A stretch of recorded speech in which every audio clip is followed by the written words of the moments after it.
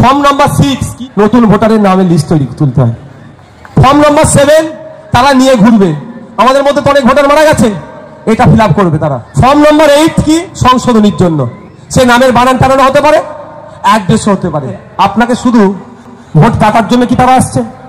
আমার বক্তব্য হচ্ছে আপনাদের ভয় দেখাচ্ছে ভোট কেটে দেবে। এই ভোট যদি কেটে দেয় তাহলে ফর্ম নাম্বার 6 নিয়ে কেন ঘুরছে, কেন ঘুরবে ভাই? এটা তো নতুন ভোটার লিস্টে নাম তোলার জন্য। আপনার এলাকার একটা ছেলে 18 বছর বয়স হয়ে গিয়েছে, ভোটার লিস্টে নাম ওঠেনি, তারও তো ভোটার লিস্টে নাম তোলার জন্য এটা নিয়ে ঘুরছে। কিন্তু যদি ভোট কাটারই কাছে বেরোয় তাহলে এটা নেবে কেন ভাই? বলুন আপনারা, আমাদেরকে ভুল বোঝাচ্ছে কে? এবার একটা কথা বলি, 2002 এর ভোটার লিস্টটা কোথায় পাবেন? অনলাইনে আপনারা যাবেন কেন? ভোট দিয়ে জিতিয়েছেন কেন আমাদেরকে? আমাদের কাজ কি? অনলাইনে আপনারা যাবেন কেন? অনলাইনে কোথা থেকে পাওয়া যায় বলবো আমি, তার আগে কথা, ভোটের সময় কাকা ভোটটা দাও, জ্যাঠা ভোটটা দাও, মাসি আমাকে ভোটটা দাও, তোমার সার্ভিস দেবো, চাচা ভোটটা দাও, ও ফুপু আমাকে ভোটটা দাও বলেনি? তাহলে আপনি কেন এখন অনলাইনে যাবেন? যাদেরকে ভোটে দিয়েছে তাদের কাজ কি হবে? খুঁজে বার করে আপনার দ্বারের সামনে এসে বলবে, বাবু তোমার এটা তুমি ছবি তুলে নাও, নাহলে জেরক্স করে নাও। ভাই জেরক্স করতেও টাকা লাগবে, 1200 ভোটার 1200 টাকা চলে যাবে, 1 টাকা করে। অত টাকা ভাই আমরা দিতে পারবো না, আমি আমার কথা বলছি। বুথ পিছু 1200 টাকা অনেক টাকা ভাই, আমাদের ভোটের ছেলেদের অর্থনৈতিক অবস্থা দুরবস্থা। তারপরেও যদি আমাদের যারা নেতৃত্বরা আছে চাই জেরক্স করে করে বাড়িতে পৌঁছে দেবে, সেটা আলাদা জিনিস। কিন্তু আপনাদের কাজ কি হবে? তাদেরকে বলা, এই আমার পার্ট নাম্বার কোথায় রে, আমার ফর্মের নাম কি আছে না?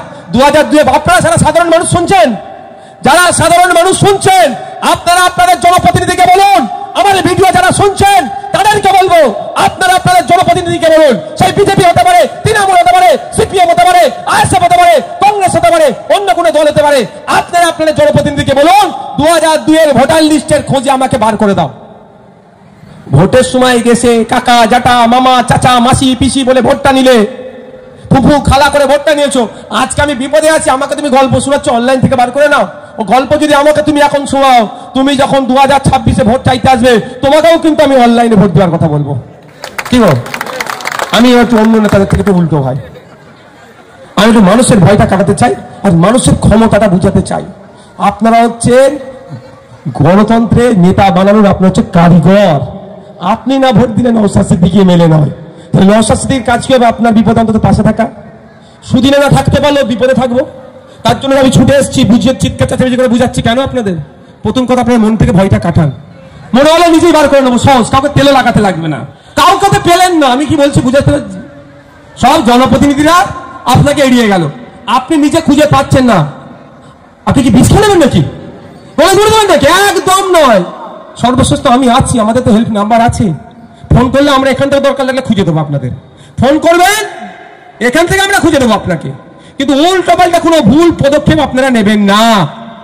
এই জন্য আমরা খুঁজে দেবো, আমাদের দায়িত্ব দরকার দেবেন দরকার লাগলে।